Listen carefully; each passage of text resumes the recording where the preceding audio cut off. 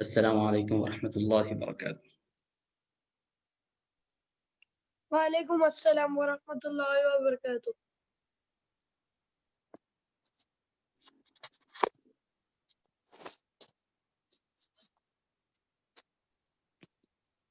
الحمد للہ رب العالمین والصلاة والسلام على سید الانبیاء والمرسلین وعلى آلہ واصحابہ اجمعین، اما بعد۔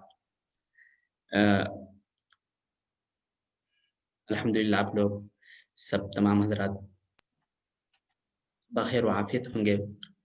الحمدللہ خوشی کی بات ہے کہ آج ہم اہل خدمات شرعیہ کا درس شروع کر رہے ہیں اور چند افراد ابھی جڑنے والے ہیں، تو میں آپ کو تمہید کے طور پر چند باتیں خدمت میں آپ کے پیش کر رہا ہوں۔ چند باتیں آپ کو میں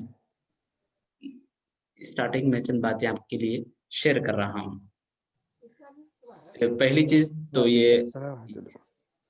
پہلی چیز میں یہ بتانا چاہتا ہوں کہ بہت سارے افراد جو ہے ویڈیو کھولے ہوئے ہیں، تو مناسب نہیں ہے کہ بہت سارے اس میں افراد ہوتے ہیں، تو اپنا ویڈیو میں بند کر دیجئے۔ فیملی میں ہوتے ہیں تو اپنا ویڈیو بند کر لیجئے، آپ آواز سن سکتے ہیں۔ اور دوسری بات یہ ہے کہ اپنے ساتھ کاپی پین بھی رکھ لیجئے تاکہ جو بات بتلائی جا رہی ہے وہ آپ محفوظ کر سکے، لکھ لے سکے۔ اور جو ہے آج ہم جو پڑھنے جا رہے ہیں وہ اہل خدمات شرعیہ پڑھنے جا رہے ہیں۔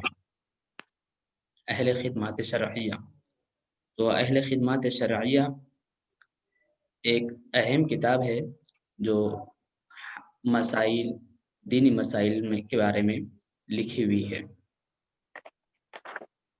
آپ لوگوں کو اسکرین پہ کتاب نظر آ رہی ہے؟ جی سر۔ جی جی، بہرحال یہ کتاب دیکھیے، نصاب اہل خدمات شرعیہ، یہ ہم پڑھنے جا رہے ہیں۔ اور یہ بات شاید آپ کو معلوم ہوگی کہ جو کورس اور پروگرام پیش کیا جا رہا ہے المعہد الدینی العربی، جو حیدرآباد دکن کا ایک مشہور معروف اسلامک انسٹیٹیوٹ ہے، اسلامک سینٹر ہے، اس کے ذریعے سے یہ درس آپ تک پہنچ رہا ہے۔ اور یہاں پر ایک کالج ہے جس کو کلیۃ الدراسات العربیہ الاسلامیہ کہا جاتا ہے، college of Arabic and Islamic studies, Shalibanda نئی روڈ پر ہے۔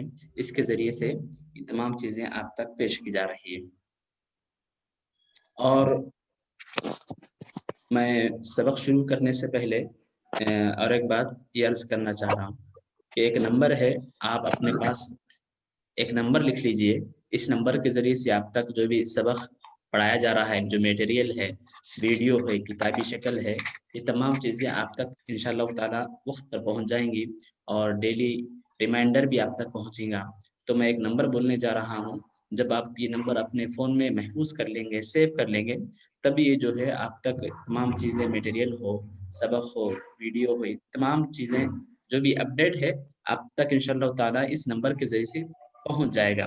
تو میں اب نمبر بولنے جا رہا ہوں، آپ اپنے پاس کاپی میں جو ہے نمبر لکھ لو، اس کے بعد اپنے فون میں یہ محفوظ کر لو، سیو کر لیجئے۔ تو نمبر ہے 94911111، یعنی 4 مرتبہ 1 ہے، اس کے بعد ہے 363۔ جی سر۔ جی، اور ایک مرتبہ بول دے رہا ہوں میں، 94911111، یعنی 4 مرتبہ 1، 363۔ KDI یا المعہد اس نام سے آپ سیو کر لے سکتے ہیں۔ تو بہرحال چند باتیں جو اہم تھی آپ کے سامنے پیش کر دی گئی۔ تو چلیے آئیے آج ہم درس شروع کرتے ہیں۔ آپ کو جو اسکرین پر کتاب نظر آ رہی ہے وہ کتاب آپ دیکھیے، اس میں جو ہے یہ اہل خدمات شرعیہ ہے، نصاب اہل خدمات شرعیہ۔ اس کے جو رائٹر ہے، مصنف جسے کہا جاتا ہے، ان کا نام ہے حضرت مولانا غلام محی الدین صاحب رحمۃ اللہ علیہ۔ یہ جامعہ نظامیہ کے فارغ ہے، جامعہ نظامیہ کے بہت بڑے عالم دین ہیں۔ تو اسلامک لا اور اسلامی قانون میں اس کتاب کو بڑا مقام حاصل ہے۔ جی میری آواز نہیں پہنچ رہی اب تک؟ आवाज आ रही मेरी? जी यस सर। जी जी, एक मिनट, थोड़ा 1 मिनट रुक जाइए, मैं थोड़ा देख लेता आ रही है सर हूँ। आवाज। आवाज भी आ रही है। जी ठीक है, ये जो किताब है, किताब भी नजर आ रही है ना आपको, निसाब अहले खिदमत शरिया? जी सर। किताब ठीक है, ठीक है, किताब भी नजर आ जी रही है। ठीक है, अच्छी बात है। जी, ठीक है, आगे बढ़ते हैं। तो किताब का नाम आप पढ़ चुके हैं, और किताब की जो मुसन्निफ है वो भी आप पढ़ चुके हैं। ओपन तो करो यार। फिर उसके बाद जो है जो किताब जहाँ से शाये हुई है वो भी आपको मालूम हो गया है कि जामिया निजामिया से किताब शाये हुई है। तो चलिए आ जाइए, इस सबक पर आते हैं, और जो आज का सबक हमें पढ़ना है, समझना है, वो समझने की कोशिश करते हैं। तो ये किताब का मटेरियल आप ये नंबर सेव कर लेंगे तो इंशाल्लाह आप तक पहुंच जाएगा। अब देखिए, सबसे पहले अकायद के हवाले से हम पढ़ रहे हैं।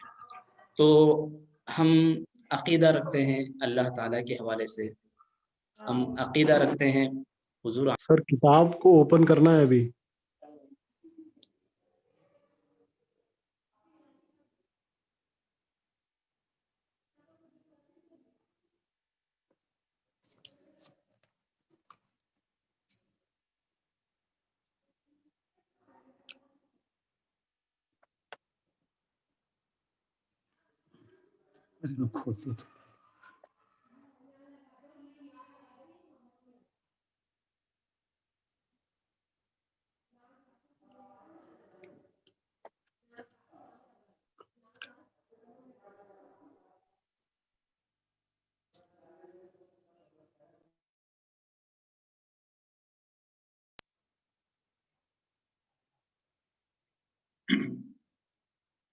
जी, किताब नजर आ रही है ना?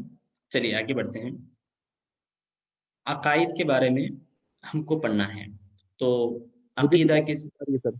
जी जी, अकायद जो है अकीदे की जमा है।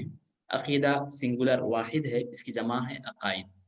तो हम अल्लाह ताला के बारे में और नबी के बारे में, किताबों के बारे में, क़यामत के बारे में बहुत सारे थॉट्स और अकीदा, बहुत सारी चीज़ें हमारे जहन जहन में होती है। तो बहरहाल सही क्या है, गलत क्या है, हमें अंदाज़ा नहीं होता। तो हमको, हमारे लिए ज़रूरी है कि हम अल्लाह ताला के बारे में, अल्लाह सुब्हानहू ताला के बारे में और नबियों के बारे में, रसूलों के बारे में क्या अक़ीदा रखना चाहिए, वो शख्सियत कैसी हैं, किताबें कैसी है, ये तमाम चीज़ें हमारे लिए जानना ज़रूरी है। तो सबसे पहले हम अल्लाह ताला के बारे में जानेंगे कि अल्लाह ताला पर ईमान लाना और अल्लाह ताला पर अक़ीदा रखना, इसका मतलब क्या है? कि हम कहते हैं कि अल्लाह ताला पर जो है अक़ीदा रखना है, अल्लाह ताला पर ईमान लाना है।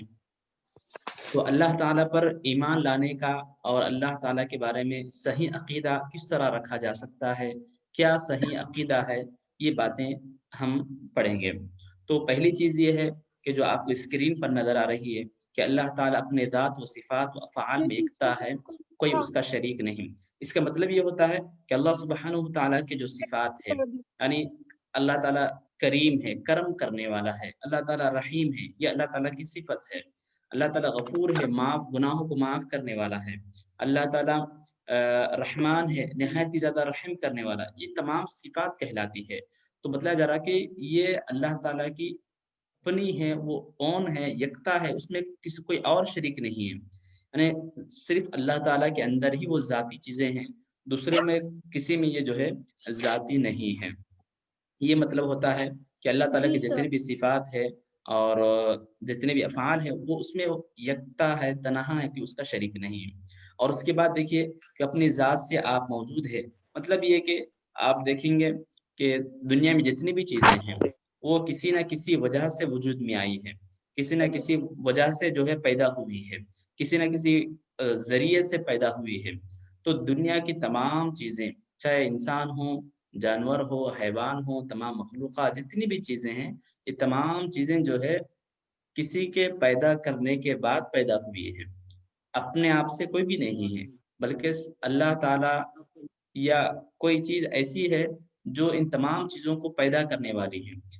تو یہ تمام چیزوں کے حوالے سے. لیکن اللہ تعالیٰ کے بارے میں کیا ہے کہ اللہ تعالیٰ وہ اپنے آپ ہے، وہ جو ہے اس کو کسی نے وجود نہیں دیا، اس کو کسی نے پیدا نہیں کیا، وہ اپنی طرف سے ہے، وہ اپنا وجود رکھتا ہے، اس کو جو ہے وہ خود سے ہے. اس کے بعد بتلایا گیا ہے کہ اللہ تعالیٰ قدیم ہے. یعنی قدیم ہے کا مطلب ہے کہ وہ ہمیشہ سے ہے. دنیا میں ہر چیز پیدا ہوتی ہے، پھر ایک زمانہ ہوتا ہے، ختم ہو جاتی ہے. تو ہر چیز کی ابتدا ہوتی ہے کہ 2 سال پہلے، 5 سال پہلے، 10 سال پہلے، 100 سال، 200، 1000 سال پہلے پیدا ہوئی. تو اس کی ابتدا بھی تھی، اس کا اختتام بھی تھا. تو ابتدا اور انتہا دو بھی تھے، اور اس کے بعد خود بخود وہ ختم ہو جاتی ہے.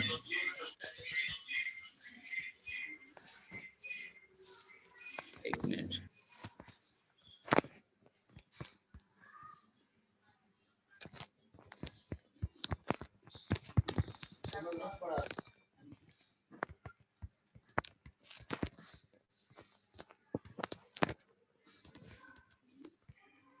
اللہ تعالیٰ قدیم سے ہے، یعنی تمام چیزیں پوری جدید ہے.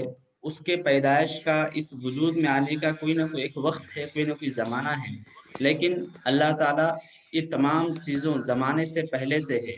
یعنی اس وقت سے جب زمانہ بھی نہیں تھا، وقت بھی نہیں تھا، ٹائم بھی نہیں تھا، اس وقت سے ہے. تو اللہ تعالیٰ قدیم ہے. باقی تمام چیزیں کچھ نہ کچھ حادث ہے، جدید ہے، وہ عرصے کے بعد، زمانے کے بعد پیدا ہوئی ہے. اور اسی طرح اللہ تعالیٰ کے بارے میں جو ہم کو عقیدہ رکھنا چاہیے کہ کون سا عقیدہ رکھنا چاہیے اللہ تعالیٰ کے بارے میں، تو بتلایا گیا کہ اللہ تعالیٰ جو ہے کی کوئی ابتدا نہیں ہے اور نہ اس کی کوئی انتہا ہے. آپ دیکھتے ہیں کہ دنیا میں جو بھی چیز ہوتی ہے اس کی ایک لمٹ ہوتی ہے، ایک ابتدا ہوتی ہے، اسٹارٹنگ ہوتی ہے. تو چند دنوں کے بعد وہ فنش ہو جاتی، ختم بھی ہو جاتی. تو دنیا میں ہر چیز کی کوئی نہ کوئی افتتاح ہے، اسٹارٹنگ ہے، پھر اس کے فنش ختم ہونے کا ٹائم بھی، اینڈنگ کا ٹائم بھی جو ہے اس کا آ جاتا ہے. دنیا میں ہر چیز کے بارے میں ایسا ہے. لیکن اللہ تعالیٰ کی ذات کے بارے میں یہ عقیدہ رکھنا ہے کہ اللہ تعالیٰ کی کوئی ابتدا نہیں ہے اور نہ اس کی کوئی انتہا ہے، نہ انتہا بھی نہیں ہے. یعنی وہ اس ابتدا سے پہلے سے ہے اور انتہا کے بعد بھی رہے گا. اس کی کوئی ابتدا بھی نہیں ہے، اس کی کوئی انتہا یعنی ختم ہونا بھی اس کا نہیں ہے. پھر اس کے بعد ہم کو اللہ تعالیٰ کے بارے میں یہ بھی عقیدہ رکھنا ہے کہ وہ ساری مخلوقات کو روزی دینے والا ہے، ساری مخلوقات کا پالنے والا، ساری مخلوقات کو رزق دینے والا، چاہے انسان ہو، جانور ہو، چاہے زمین میں بسنے والے ہو یا فضا میں اڑنے والے ہو، چاہے آسمان کی بلندیوں میں رہنے والے ہو یا زمین کے تحت نیچے رہنے والے، کوئی بھی مخلوق ہو، کوئی بھی چیز ہو، تمام کو رزق دینے والی ذات اللہ تعالیٰ کی ذات ہے. تو اللہ تعالیٰ کی ذات کے بارے میں یہ عقیدہ رکھنا ضروری ہے کہ تمام کو روزی دینے والا، تمام کو رزق دینے والا، تمام کو ہر چیز میں تعاون کرنے والا وہی ہے، اسی کی ذات ہے. اور اللہ تعالیٰ کے بارے میں یہ بھی عقیدہ رکھنا ہے کہ اللہ تعالیٰ کسی کا محتاج نہیں ہے. اللہ تعالیٰ کوئی کام کرنا چاہے تو ہم کھانا کھانا چاہتے ہیں تو ہم محتاج ہے کھانا بنانے والوں کے، ہم محتاج ہے چاول کے، ہم محتاج ہے چاول جس کے ذریعے سے، کھیتی کے ذریعے سے آ رہا اس کے محتاج ہے، کھیتی پھر جو ہے کسان کی، پھر کسان جو ہے اور بیج جو ہے کسی اور چیز کا. تو دنیا میں ہر چیز وجود میں آنا چاہتی ہے تو وہ ہر چیز جو ہے ایک دوسرے کی محتاج ہے.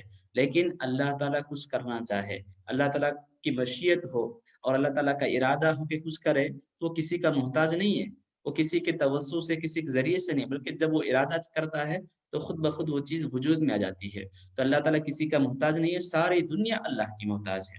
ساری دنیا کھانا کھانا چاہ رہی ہے تو وہ اللہ کی محتاج ہے، پانی پینا چاہ رہی ہے تو وہ اللہ کی محتاج ہے. تو یہ تمام چیزیں جو ہے اللہ تعالیٰ کی محتاج ہے اور اللہ تعالیٰ کسی کا محتاج نہیں ہے. اور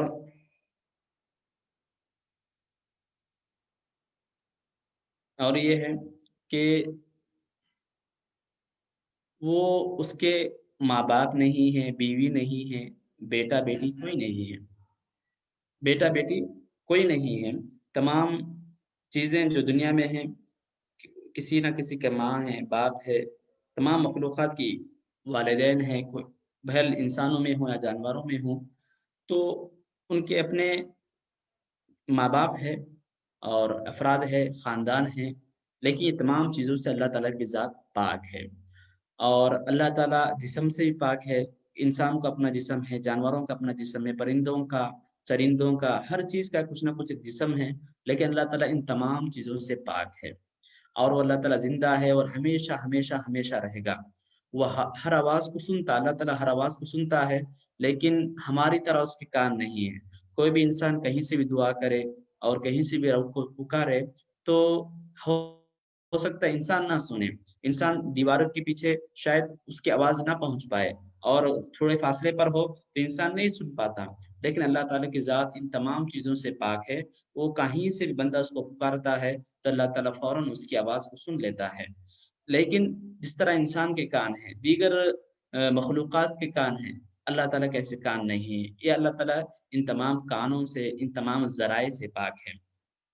تو یہ تمام چیزیں ہیں جو اللہ تعالیٰ کے بارے میں ہمیں عقیدہ رکھنا چاہیے۔ اور اسی طرح اللہ تعالیٰ کلام فرماتا ہے، اس کا کلام نازل ہوتا ہے، کلام فرماتا ہے، لیکن انسان جب گفتگو کرتا ہے تو اس کا منہ ہوتا ہے، لیکن اللہ تعالیٰ کا کوئی ایسا انسان کو ایسا منہ نہیں ہے۔ یہ تمام چیزوں سے اللہ تعالیٰ کی ذات پاک ہے، اور اللہ تعالیٰ ہر چیز پر قادر ہے، اس کو ہر چیز پر کنٹرول ہے، وہ جو چاہے کر دیتا ہے۔ انسان جو چاہے نہیں کر سکتا ہے، جب تک اللہ تعالیٰ اس کو خبر نہ دے اپنا ہاتھ بھی نہیں اٹھا سکتا ہے، لیکن اللہ تعالیٰ کی ذات جو ہے ان تمام چیزوں سے پاک ہے، وہ جب چاہے جو چاہے وہ کر سکتا ہے۔ تو وہی عزت کو دینے والا ہے، نفع دینے والا ہے، نقصان دینے والا ہے، جو بھی ہو وہ تمام چیزیں اللہ تعالیٰ کی طرف سے ہی ہوتی ہے۔ کوئی ہر چیز جو ہے اللہ تعالیٰ کی محتاج ہے، اللہ تعالیٰ کسی کا محتاج نہیں ہے، اور اس کا ہر کام حکمت سے بھرا ہوا ہوتا ہے۔ ہر کام میں کوئی نہ کوئی حکمت ہوتی ہے، اور کسی کام میں کوئی کام حکمت سے خالی نہیں ہوتا، ہر کام میں کوئی نہ کوئی ضرور حکمت ہوتی ہے۔ تو بہرحال ان تمام چیزوں کے بارے میں، اللہ تعالیٰ کے بارے میں ہمیں عقیدہ رکھنا چاہیے کہ یہ اللہ تعالیٰ کا جو ہے اس بارے میں اس طرح عقیدہ رکھا جائے۔ تو یہ اللہ تعالیٰ کے ساتھ کس طرح عقیدہ رکھا جاتا ہے اور کیا عقیدہ ہونا چاہیے، یہ باتیں آپ کو خدا تعالیٰ کے حوالے سے معلوم ہی ہیں کہ انسان کو اللہ سبحانہ تعالیٰ نے پیدا کیا ہے، تو ہم کو کس طرح اللہ تعالیٰ کے بارے میں عقیدہ رکھنا چاہیے۔ تو خلاصتاً میں عرض کر دوں، دوبارہ آپ کے لیے وضاحت کر دوں کہ اللہ تعالیٰ پر ایمان لانے کا مطلب کیا ہے، اللہ تعالیٰ پر یقین رکھنے کا، اللہ تعالیٰ پر ایمان لانے کا مطلب کیا ہے۔ مطلب یہ ہے کہ اللہ تعالیٰ کو ہر چیز کا مالک مانا جائے، اللہ تعالیٰ کو نفع کا، نقصان کا، ہر چیز کا وہی ہے، وہی جو ہے ہر چیز کا عطا کرنے والا ہے، وہی جو ہے کسی کو نعمتوں سے نوازنے والا ہے، ہر چیز ہر کام کا اللہ تعالیٰ ہی ہے۔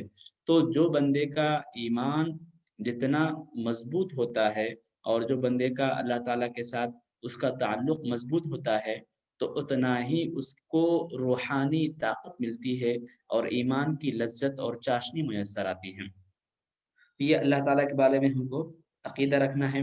تو اب آگے بڑھتے ہیں فرشتوں کے حوالے سے کہ فرشتوں کے ساتھ کس طرح عقیدہ رکھنا چاہیے، فرشتے کیا چیز ہوتے ہیں، فرشتے کیا ہماری طرح ہی ہوتے ہیں یا کوئی اور چیز ہے، فرشتے آخر کون ہیں، یہ تمام چیزیں ہم جانیں گے۔ آپ غور سے سنتے جائیے کہ فرشتے آخر کیا ہوتے ہیں۔ تو بتلایا جا رہا ہے کہ فرشتے جو ہے، فرشتوں پر بھی ایمان لانا ہے، جس طرح ہم آسمانی کتابوں پر ایمان لاتے ہیں تو اسی طرح جو ہے فرشتوں پر بھی ایمان لاتے ہیں۔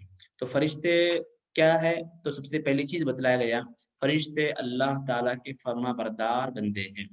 یعنی انسانوں میں فرشتوں میں بنیادی فرق یہی ہے کہ انسان کو اللہ تعالیٰ نے نیک کام اور برے یہ تمام چیزیں انسان کرتا ہے، انسان کبھی نیک کام بھی کرتا ہے، نیکی کام بھی کرتا ہے، کبھی اس سے گناہ بھی ہو جاتے ہیں، لیکن فرشتہ کیا ہے، کبھی کوئی گناہ نہیں کرتا، وہ اللہ تعالیٰ کے فرما بردار بندے ہیں۔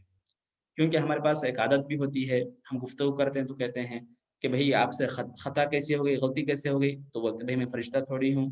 مطلب یہ کہ ہمارے پاس پہلے سے یہ آلریڈی عقیدہ ہے، ہم مانتے ہیں کہ فرشتے گناہوں سے پاک ہوتے ہیں، اسی وجہ سے اردو میں جو ہے محاورہ اور اردو میں جو ہے گفتگو چل پڑی ہے کہ کہا جاتا ہے کہ میں فرشتہ تھوڑی ہوں، یعنی میں بھی انسان ہوں، مطلب یہ کہ انسان سے ہی غلطی ہوتی ہے، فرشتوں سے غلطی نہیں ہوتی ہے، فرشتوں سے غلطی نہیں ہوتی اور فرشتے غلطی نہیں کرتے، تو اس وجہ سے کہا گیا کہ اور اس کے ساتھ جو ہے اللہ تعالیٰ جو ہے ان کو نور سے پیدا کیا، فرشتوں کو جو ہے اللہ تعالیٰ نور سے پیدا کیا۔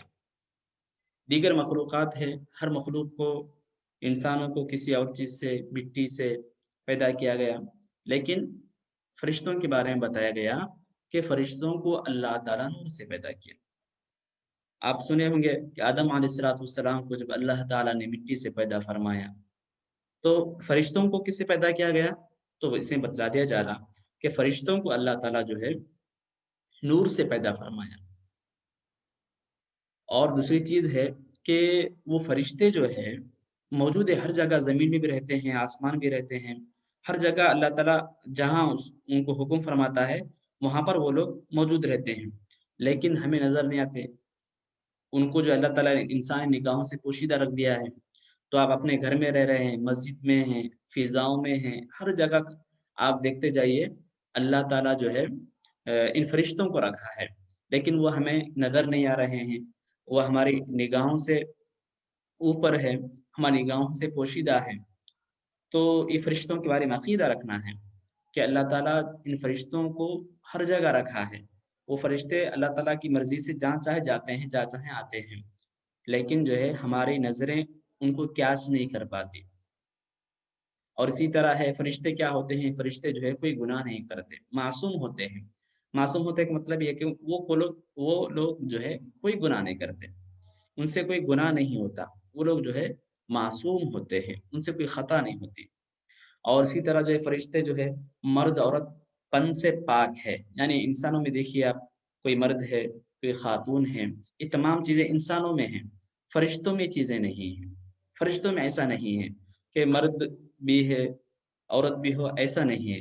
مرد اور عورت پن سے فرشتے پاک ہے، یعنی نہ فرشتے مرد ہے نہ عورت ہے۔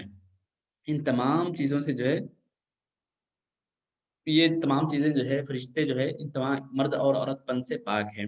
اور یہ بھی بتا دوں آپ کو کہ فرشتے جو ہے کوئی بھی شکل صورت اور کوئی بھی شکل اور کوئی بھی فیس اختیار کر سکتے ہیں، یعنی اب انسان پیدا ہوا تو پیدائش سے لے کر مرنے تک خاص اس کی شکل ہے، اور اس کو دیکھ کر ہم ہر جگہ وہ ایک ہی شکل میں رہتا ہے، لیکن فرشتہ کیا ہے؟ فرشتوں کو اللہ تعالیٰ اتنا پاور دیا ہے کہ وہ اپنی شکل اور صورت چینج کر لے سکتا ہے، جب چاہے جو چاہے، اللہ تعالیٰ کی مرضی سے ہوتا ہے، لیکن وہ لوگ جو ہے اپنی شکل چینج کر لے سکتے ہیں، اللہ تعالیٰ ان کو اتنا پاور دیا ہے۔ اور دیکھیے کھانے پینے ان تمام چیزوں سے بھی فرشتے پاک ہیں، یعنی انسان ہیں، دیگر مخلوقات ہیں، ہر ایک کو کھانا ہے، پینا لگا ہوا ہے، صبح اگر نہیں کھائے تو دوپہر میں تکلیف محسوس ہوتی ہے، دوپہر میں نہیں کھائے تو شام میں زحمت ہو جاتی ہے۔ تو انسان ہو یا جانور ہو یا دیگر مخلوقات ہو، پرندے ہو چرندے ہو، وہ تمام لوگ جو ہے کھانے پینے کے محتاج ہیں، اگر نہ کھائے تو کام نہیں کر سکتے ہیں۔ یہ دیگر مخلوقات کے بارے میں ہے، لیکن فرشتوں کے بارے میں کیا بتلایا گیا کہ فرشتے جو ہے یہ تمام چیزوں سے، کھانے پینے تمام چیزوں سے پاک ہے، یعنی ان لوگوں کو کھانے پینے کی ضرورت ہی نہیں ہے، وہ بغیر کھائے کے، بغیر پانی پیے کے، بغیر کسی چیز کو استعمال کیے کے اپنے ڈیوٹی پر، اپنے فرائض پر مصروف رہتے ہیں، اپنے کام جو ان کو اللہ تعالیٰ ان کو فراہم کیا ہے وہ تمام چیزیں جو ہے انجام دیتے رہتے ہیں، تو ان کو کسی کھانے پینے کی چیز کی ضرورت نہیں پڑتی ہے۔ تو فرشتے جو ہے ان تمام چیزوں سے پاک ہے۔ دیکھیں انسان کو جو ہے کھانا بھی ضروری ہے، پینا بھی ضروری ہے، تمام چیزیں انسان ان تمام چیزوں کا محتاج ہے۔ کھانا اور پانی نہ ملے تو انسان انتقال کر جاتا، ہلاک ہو جاتا، مر جاتا، لیکن فرشتے ایسے نہیں ہیں۔ اللہ تعالیٰ ان کو اچھی طاقت عطا فرمایا ہے، روحانی طاقت عطا فرمایا ہے، وہ تھکتے بھی نہیں، بغیر محنت کے مسلسل سال ہاں سال، 1 سال ہو نہیں، 10 سال، 100 سال، 1000 سال، جتنا اللہ تعالیٰ مرضی چاہے وہ عبادت کرتے رہتے ہیں، تھکتے نہیں۔ اللہ تعالیٰ ان کو اتنی طاقت عطا فرمایا ہے۔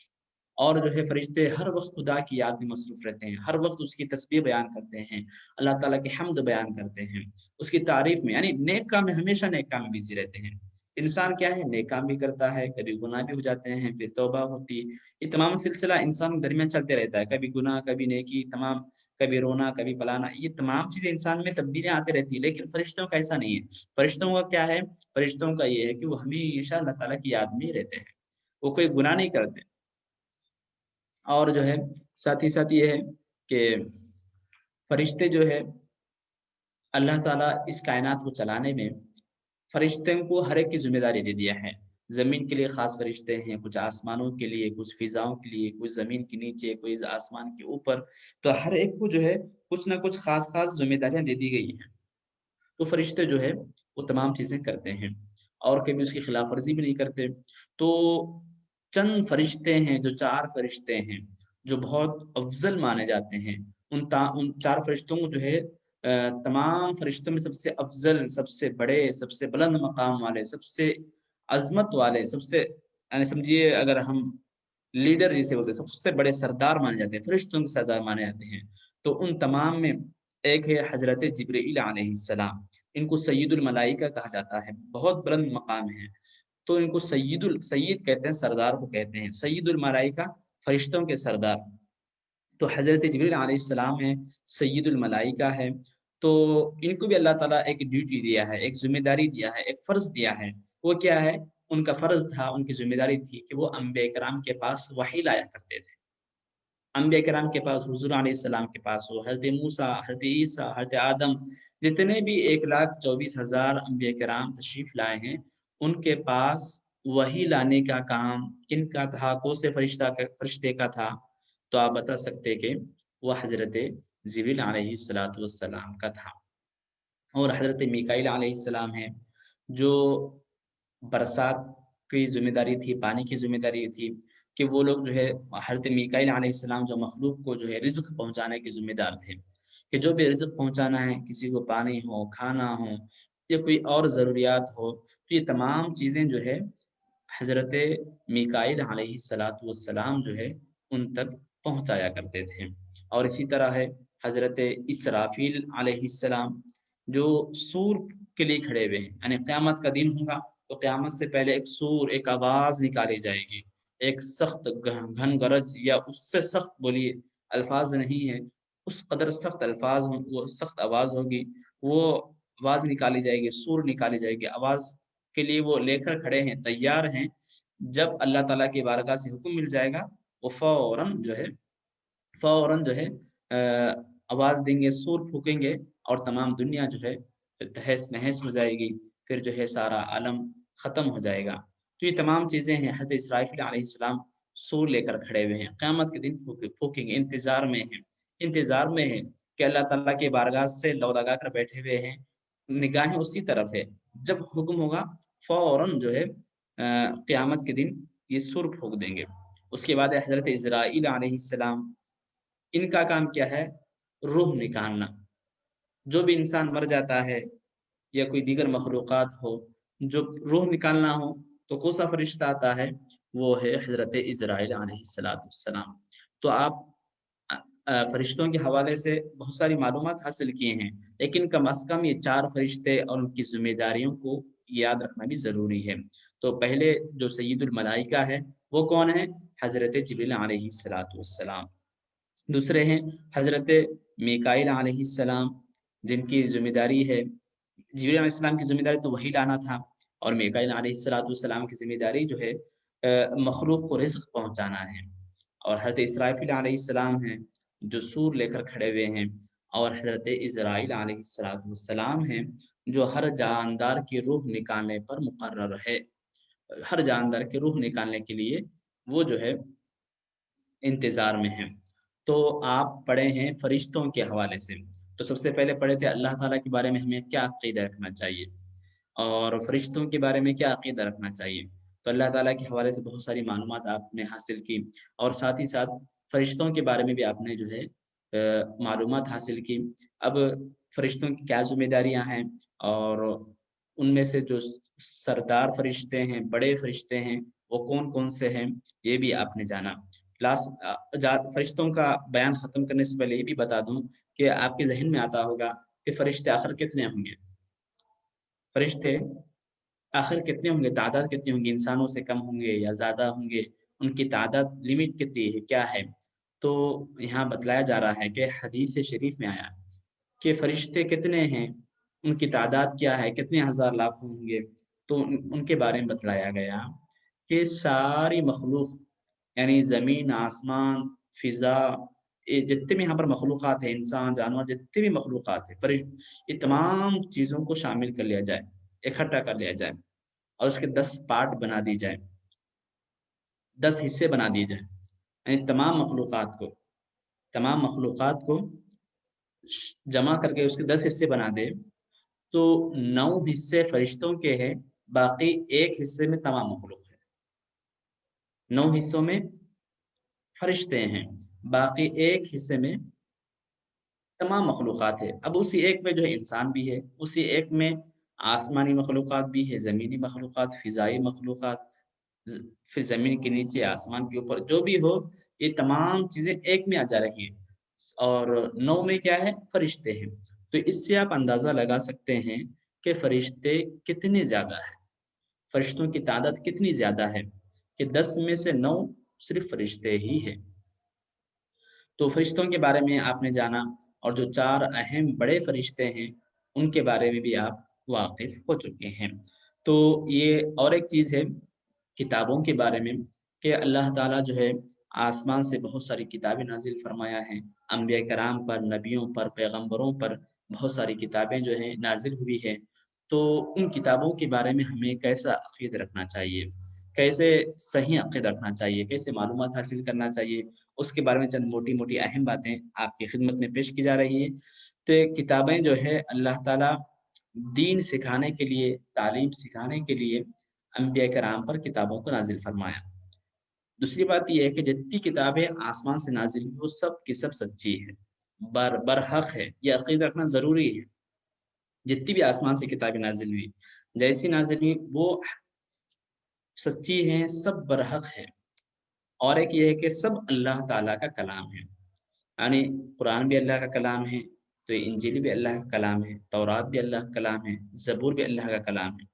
تورات، زبور، انجیل، قرآن، یہ تمام چیزیں اللہ کا کلام ہے، سب اللہ تعالیٰ کا کلام ہے. اور جو ہے اب یہاں پر بتایا جا رہا کہ آخر آسمان سے کتنی کتابیں نازل ہوئی ہوں گی. آسمان سے اللہ تعالیٰ کا کلام نازل ہوا تو کتنی کتابیں آخر نازل ہوئی ہوں گی. تو بتایا جا رہا ہے کہ کل چھوٹی بڑی ٹوٹل ملا کر ایک تقریباً جو ہے 104 بلکہ بتایا گیا، یعنی 104 کتابیں جو ہیں آسمان سے نازل ہوئی ہے. اس میں سے کچھ چھوٹی ہے، کچھ بڑی ہے، کچھ متوسط ہے، بہرحال اوپر نیچے ہیں ضرور، لیکن مجموعی تعداد جو ہے 104 ہے. ٹوٹل 104 ہے، کل آسمانی کتابیں جو ہیں 104 ہیں. تو ان 104 کتابوں پر ایمان لانا بھی ضروری ہے. اور ان 104 میں 4 مشہور کتابیں ہیں. ان 104 کتابوں میں 4 سب سے زیادہ مشہور ہے. وہ کوسی ہے؟ توریت ہے. توریت کس پر نازل ہوئی؟ حضرت موسیٰ علیہ السلام پر. زبور ہے حضرت داؤد علیہ السلام پر. انجیل ہے حضرت عیسیٰ علیہ السلام پر. قرآن ہے حضور علیہ السلام پر. تو یہ 4 مشہور کتابیں ہیں. تو آپ کو یاد کیا رکھنا ہے؟ یاد یہ رکھنا ہے کہ آسمان سے کل مجموعی طور پر 104 کتابیں نازل ہوئی ہے، اور ان میں سے 4 مشہور کتابیں تورات، زبور، انجیل اور قرآن ہیں. تورات، زبور، انجیل اور قرآن، یہ 4 مشہور کتابیں ہیں، بڑی کتابیں ہیں، مشہور کتابیں ہیں، یہ یاد رکھنا ہے. اور ان کی مجموعی تعداد کیا ہے؟ مجموعی تعداد یہ ہے 104. اور جو ہے ان تمام کتابوں میں یعنی 104 کتابوں میں سب سے افضل، سب سے بڑا مقام، سب سے زیادہ باعث ثواب جو کلام ہے وہ ہے قرآن شریف. یعنی قرآن شریف سب کتابوں سے افضل ہے، اکمل ہے، سب سے مکمل ہے، کامل ہے. یہ جو ہے آسمانی کتابوں کے بارے میں آپ کو عقیدہ رکھنا ہے. اور ساتھ ہی ساتھ جو ہے اب کیا آسمان سے کوئی اور کتاب نازل ہوگی یا نہیں؟ تو بتلایا یہ جا رہا ہے کہ قیامت تک صرف قرآن کا حکم ہی چلتا رہے گا، اور کوئی آسمانی کتاب نازل ہونے والی نہیں ہے. یعنی قرآن کا پیغام ہے، تو اب قرآن جو ہے حضور علیہ السلام خاتم النبیین ہیں، تو قرآن جو ہے خاتم الکتاب ہے. اب اس کے بعد کوئی اور کتاب نازل ہونے والے نہیں ہے. قرآن کا حکم، قرآن کا رول، قرآن کا قانون ہی قیامت تک چلتا رہے گا. قرآن کا حکم ہی چلتا رہے گا. اب لاسٹ بات یہ ہے کہ جب آسمان سے 104 کتابیں نازل ہوئی تو اس میں جو جو بھی حکم دیا گیا اب ہم عمل کرنا کیا. تورات میں، زبور میں، انجیل میں اور دیگر حضرت ابراہیم پر جو بھی کتابیں صحیفے نازل ہوئے تھے، کیا اس میں بھی جو حکم بولا گیا اس پہ بھی ہم کو عمل کرنا ضروری ہے کیا؟ تو یہاں پر بتایا جا رہا کہ اب حکم صرف ایک کتاب پر عمل کرنے کا ہے. 104 نازل ہوئی ضرور ہے، لیکن 104 میں جو حکم آیا سب پہ عمل کرتے رہو، یہ نہیں بولا جا رہا آپ سے. آپ کو یہ بولا جا رہا ہے کہ 104 ضرور نازل ہوئی ہے، تورات بھی نازل ہوئی، زبور بھی نازل ہوئی، انجیل بھی نازل ہوئی، قرآن بھی نازل ہوئی، لیکن فی الوقت عمل کرنا کس پہ ہے؟ صرف اونلی قرآن پہ کرنا ہے، صرف قرآن کریم پہ عمل کرنا ہے. باقی انجیل ہو، زبور ہو، توریت ہو یا کوئی اور دیگر آسمانی صحیفہ ہو، اس پر عمل کرنے کا حکم نہیں ہے. اب جو بھی عمل کرنے کا ہے وہ صرف قرآن کریم پر ہی ہے. تو بہرحال آج ہم 3 اہم عقائد کے بارے میں پڑھے ہیں.